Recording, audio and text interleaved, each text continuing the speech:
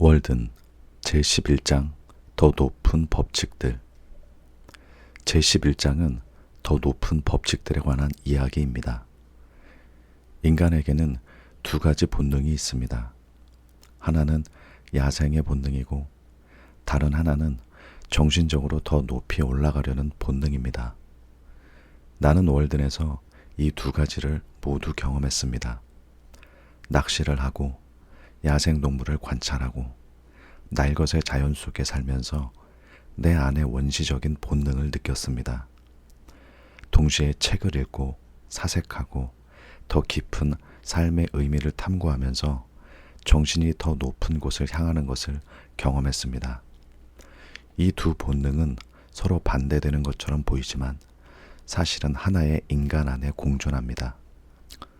그리고 그 두 가지를 모두 인정하고 통합하는 것이 온전한 삶입니다.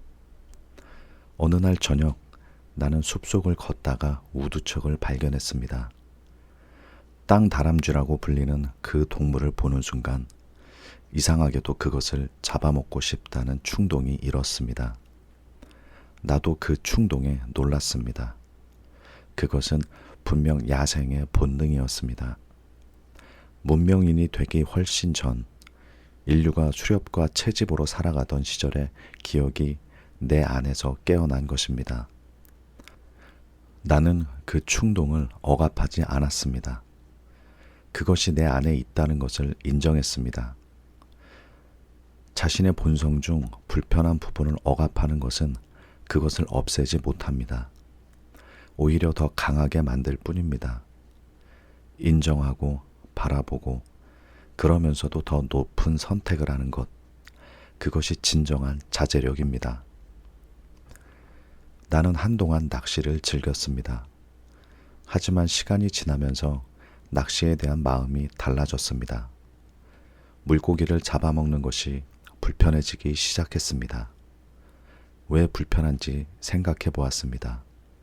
물고기도 생명입니다. 그 생명을 빼앗는 것이 과연 옳은 일인가? 나는 그 질문과 씨름했습니다. 완전한 답을 찾지는 못했습니다. 하지만 그 질문 자체가 나를 변화시켰습니다. 무감각하게 하던 것에 의문을 품는 순간 우리는 한 단계 높아집니다. 당연하게 여기던 것들에 질문을 던지는 것, 그것이 도덕적 성장의 시작입니다. 음식에 대한 나의 생각도 변해갔습니다. 처음에는 무엇이든 먹었습니다. 물고기, 굴, 야생동물. 하지만 월든에서의 생활이 길어질수록 점점 더 단순한 음식으로 돌아갔습니다. 곡물, 채소, 과일, 그것으로 충분했습니다. 아니, 오히려 더 좋았습니다. 몸이 가벼워지고 머리가 맑아지고 정신이 더 또렷해졌습니다. 무엇을 먹느냐가 어떻게 생각하느냐에 영향을 미친다는 것을 나는 직접 경험했습니다. 음식은 단순히 배를 채우는 것이 아닙니다. 음식은 우리를 만드는 재료입니다. 더 좋은 음식이 더 좋은 나를 만듭니다. 물을 마시는 것에 대해서도 새롭게 생각했습니다. 나는 월든에서 술을 전혀 마시지 않았습니다. 물이 나의 유일한 음료였습니다. 처음에는 그것이 제한처럼 느껴졌습니다. 하지만 시간이 지나면서 물이 얼마나 완전한 음료인지를 알게 되었습니다. 맑은 호수에서 직접 떠마시는 물 한 모금, 그 신선함과 깨끗함이 어떤 음료와도 비교할 수 없었습니다. 우리는 너무 많은 것을 마십니다. 커피, 차, 음료수, 술. 하지만 우리 몸이 정말 필요로 하는 것은 물입니다. 단순한 것이 최선일 때가 많습니다. 더 높은 법칙이란 무엇일까요? 나는 그것이 자연의 법칙과 도덕의 법칙이 하나로 만나는 지점이라고 생각합니다. 자연은 낭비하지 않습니다. 자연은 필요한 만큼만 씁니다. 자연은 균형을 유지합니다. 그리고 자연은 거짓말을 하지 않습니다. 이것이 자연의 더 높은 법칙입니다. 인간도 이 법칙을 따를 때 더 건강하고 더 자유롭고 더 행복합니다. 낭비하지 않고 필요한 만큼만 쓰고 균형을 유지하고 거짓 없이 살 것. 이것이 내가 월든에서 배운 더 높은 법칙입니다. 순수함에 대해서 이야기하고 싶습니다. 나는 순수함이 단순히 성적인 의미가 아니라고 생각합니다. 순수함은 삶의 모든 영역에서 적용됩니다. 먹는 것의 순수함, 생각하는 것의 순수함, 행동하는 것의 순수함, 가공되지 않고 인위적이지 않고 자연 그대로의 상태, 그것이 순수함입니다. 월든에서의 삶은 그 순수함을 추구하는 삶이었습니다. 불필요한 것을 걷어내고 본질만 남기는 것. 그 과정에서 삶이 더 맑아졌습니다. 순수함은 약함이 아닙니다. 순수함은 강함입니다. 불필요한 것들에 흔들리지 않는 강함. 나는 감각적 쾌락에 대해서도 생각했습니다. 좋은 음식, 편안한 잠자리, 아름다운 옷. 이런 것들이 나쁜 것은 아닙니다. 하지만 그것들에 지배당하면 문제가 됩니다. 즐거움을 위해 즐거움을 추구하다 보면 더 강한 자극이 필요하게 됩니다. 그리고 결국 어떤 것에도 만족하지 못하는 상태가 됩니다. 진정한 즐거움은 감각을 통제할 수 있을 때 더 깊어집니다. 절제가 쾌락을 죽이는 것이 아닙니다. 절제가 쾌락을 더 깊게 만듭니다. 배가 약간 고플 때 먹는 것이 더 맛있듯이 절제 후의 즐거움이 더 진합니다. 나는 잠에 대해서도 새롭게 생각했습니다. 월든에서 나는 이른 새벽에 일어났습니다. 해가 뜨기 전 아직 어스름이 남아있을 때, 그 시간이 하루 중 가장 맑고 고요한 시간이었습니다. 잠을 너무 많이 자는 것은 삶을 낭비하는 것이라고 생각했습니다. 잠자는 시간에는 의식이 없습니다. 의식 없이 보내는 시간이 많을수록 온전히 살아있는 시간이 줄어듭니다. 물론 충분한 수면은 필요합니다. 하지만 그 이상의 잠은 삶을 흐리게 합니다. 일찍 일어나는 것은 하루를 더 길게 만드는 가장 간단한 방법입니다. 노동과 여가의 균형에 대해서도 생각했습니다. 지나친 노동이 정신을 둔하게 만들듯이 지나친 여가도 정신을 약하게 만듭니다. 인간은 도전을 필요로 합니다. 아무런 저항 없이 사는 삶은 근육이 없는 몸처럼 약해집니다. 하지만 그 도전이 자신이 선택한 것일 때 그것은 즐거운 도전이 됩니다. 나는 오두막을 짓는 것, 콩밭을 일구는 것, 어려운 책을 읽는 것을 선택했습니다. 그 도전들이 나를 강하게 만들었습니다. 우리에게 필요한 것은 편안함이 아니라 의미 있는 도전입니다. 더 높은 법칙은 자연에서 배울 수 있습니다. 자연을 보면 모든 것이 제 역할을 합니다. 나무는 하늘을 향해 자라고 뿌리는 땅속 깊이 내립니다. 강물은 낮은 곳으로 흘러 결국 바다에 이릅니다. 계절은 순서대로 옵니다. 이 모든 것이 자연의 더 높은 법칙에 따르는 것입니다. 거스를 수 없는 법칙. 우리도 우리의 본능에 따라 살아야 합니다. 자신의 본성을 거스르며 사는 삶은 강물이 위로 흐르려 하는 것처럼 고통스럽습니다. 자신의 본성을 발견하고 그에 따라 사는 것, 그것이 더 높은 법칙에 따르는 삶입니다. 나는 인간의 동물적 본성을 부정하지 않습니다. 우리는 먹고 자고 번식하는 동물입니다. 그 본성을 부끄러워할 필요가 없습니다. 하지만 동시에 우리는 그 이상의 존재이기도 합니다. 생각하고, 창조하고, 사랑하고, 의미를 추구하는 존재. 그 두 가지 본성이 모두 우리입니다.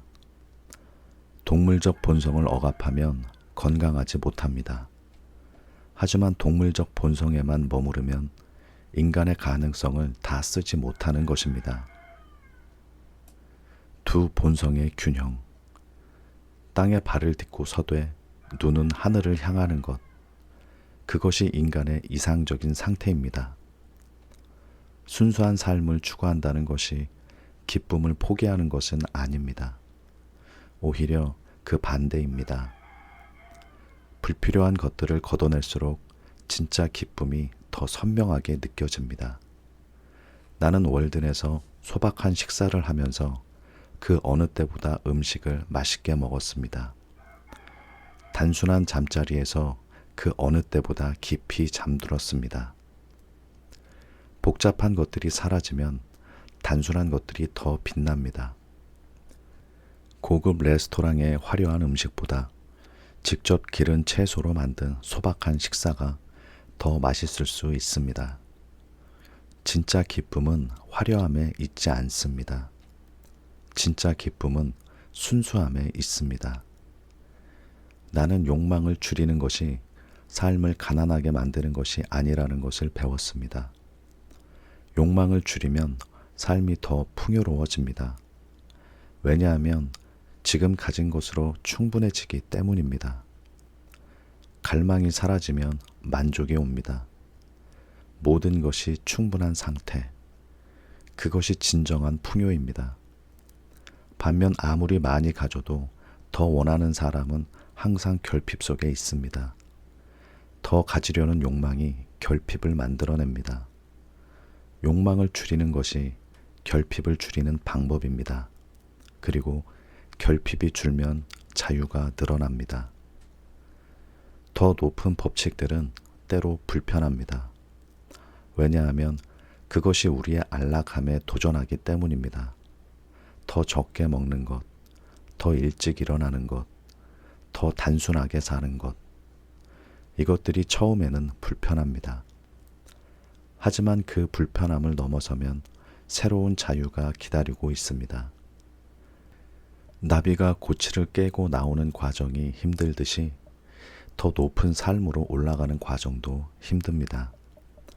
하지만 그 과정 없이는 날 수 없습니다. 불편함을 피하면 성장도 없습니다. 불편함을 기꺼이 받아들이는 것, 그것이 더 높은 법칙을 따르는 삶의 조건입니다. 나는 생각이 얼마나 강력한지를 월든에서 배웠습니다. 우리가 무엇을 생각하느냐가 우리가 누구인지를 결정합니다. 비루한 생각을 하면 비루한 사람이 되고 고귀한 생각을 하면 고귀한 사람이 됩니다. 그래서 어떤 생각을 마음에 들이느냐가 중요합니다. 좋은 책을 읽고 좋은 사람들과 대화하고 자연을 관찰하는 것이 좋은 생각을 만듭니다.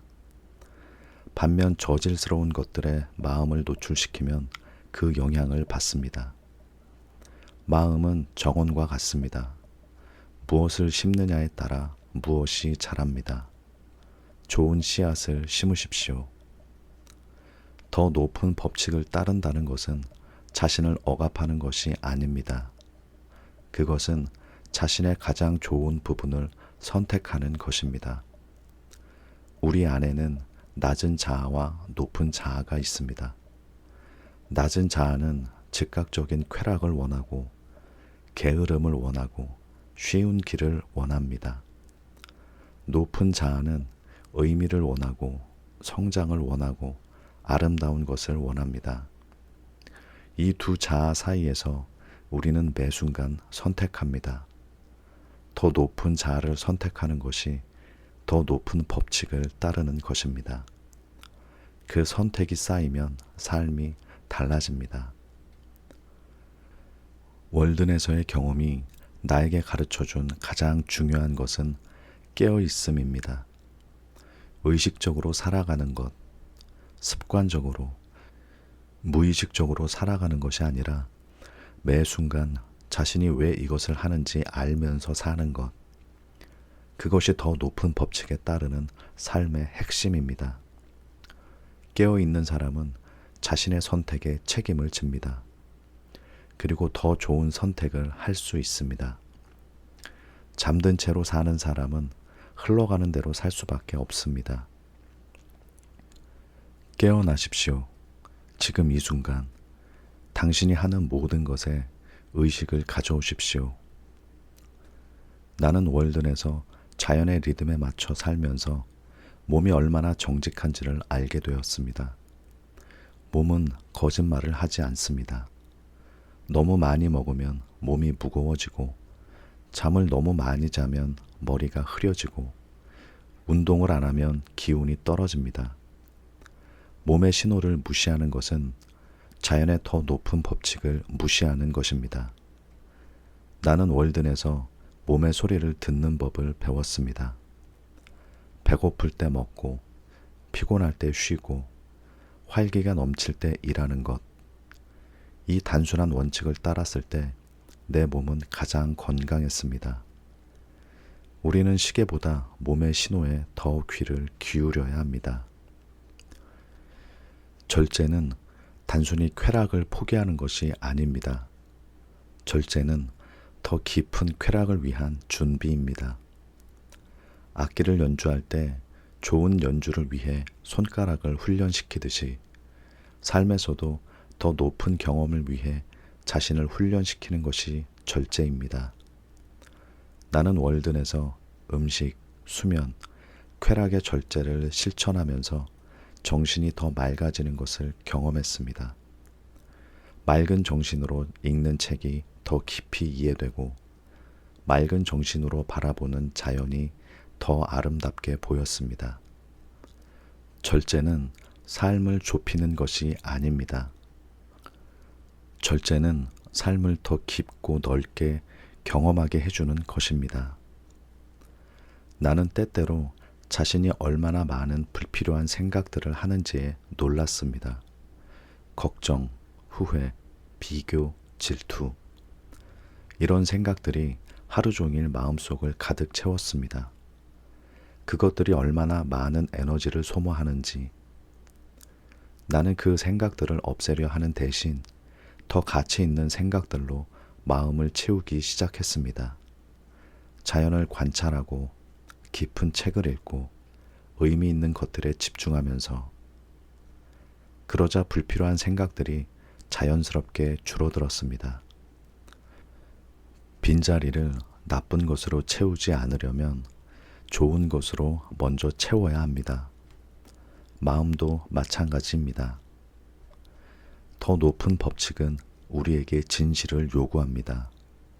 자신에게 진실한 것, 그것이 더 높은 법칙의 핵심입니다. 우리는 얼마나 자주 자신에게 거짓말을 할까요? 괜찮다고, 행복하다고, 원하지 않는다고. 하지만 내면 깊은 곳에서는 다른 소리가 들립니다. 그 소리에 귀를 기울이는 것이 자신에게 진실한 것입니다. 나는 월든으로 들어오면서 처음으로 그 소리에 귀를 기울였습니다. 세상이 원하는 삶이 아니라 내가 원하는 삶을 선택했습니다. 그것이 더 높은 법칙에 응답하는 것이었습니다. 나는 예술에 대해서도 생각했습니다. 위대한 예술은 더 높은 법칙에서 옵니다. 진정한 예술가는 자신의 안락함이나 세상의 유행을 쫓지 않습니다. 그는 자신의 내면 가장 깊은 곳에서 들려오는 소리를 따릅니다. 그 소리가 때로는 이해받지 못하기도 하고 시대와 맞지 않기도 합니다. 하지만 그 소리에 충실할 때 진정한 예술이 탄생합니다. 삶도 그렇습니다. 세상의 기대가 아니라 자신의 내면 가장 깊은 곳의 소리를 따를 때 삶이 예술이 됩니다. 당신의 삶을 예술로 만드십시오. 더 높은 법칙을 따른다는 것이 삶을 완벽하게 만드는 것은 아닙니다. 나도 월든에서 수많은 실수를 했습니다. 의도와 다른 행동을 하기도 했고 결심이 흔들리기도 했습니다. 하지만 중요한 것은 방향입니다. 완벽하게 살 수는 없습니다. 하지만 더 나은 방향으로 살 수는 있습니다. 실수를 했을 때 자책하기보다 다시 방향을 잡는 것이 중요합니다. 나침반이 항상 북쪽을 가리키듯 마음이 항상 더 높은 곳을 향하도록 방향이 맞으면 결국 목적지에 도달합니다. 자연은 더 높은 법칙에 가장 좋은 교사입니다. 자연은 설교하지 않습니다. 하지만 자연을 주의 깊게 관찰하면 모든 것을 배울 수 있습니다. 씨앗이 자라는 과정에서 인내를 배우고 강물이 흐르는 것에서 유연함을 배우고 철새가 이동하는 것에서 용기를 배웁니다. 자연은 더 높은 법칙대로 살고 있습니다. 자연의 모든 것이 자신의 본성에 충실합니다.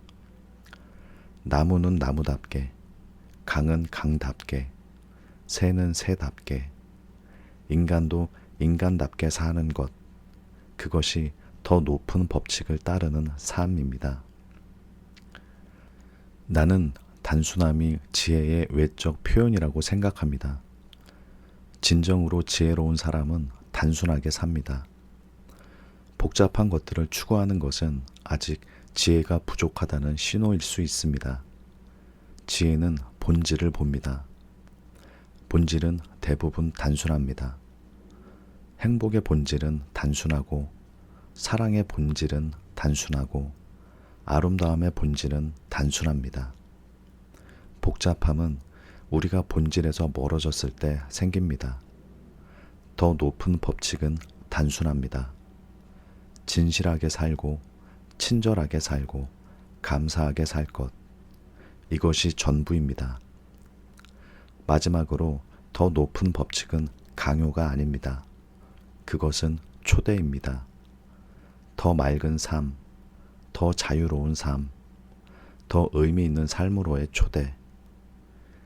나는 그 초대에 응해 월든으로 들어왔습니다. 그리고 그 2년이 내 평생 가장 풍요로운 시간이었습니다. 물질적으로는 가장 가난했지만 정신적으로는 가장 부유했습니다. 여러분 각자에게도 그 초대가 오고 있을 것입니다. 어디선가 조용히 들려오는 소리, 지금보다 더 깊이, 더 진실하게, 더 자유롭게 살라는 소리, 그 소리에 귀를 기울이십시오. 그리고 용기 있게 응답하십시오. 나는 감각을 다스리는 것이 왜 중요한지를 몸소 느꼈습니다. 감각이 주인이 되면 인간은 그저 쾌락을 쫓는 존재가 됩니다. 하지만 이성과 의지가 감각을 이끌 때 인간은 더 높은 경험을 할 수 있습니다. 이것은 감각을 부정하는 것이 아닙니다. 감각을 더 잘 사용하는 것입니다. 달빛 아래 호수를 바라볼 때의 감동, 숲속에서 맡는 소량기의 청량함, 직접 기른 채소를 먹을 때의 생생한 맛, 이 모든 감각적 경험들이 맑은 상태에서 더 선명하고 깊게 느껴졌습니다. 감각을 절제하면 감각이 죽는 것이 아니라 오히려 더 살아납니다. 더 높은 법칙을 따르는 삶은 외롭지 않습니다.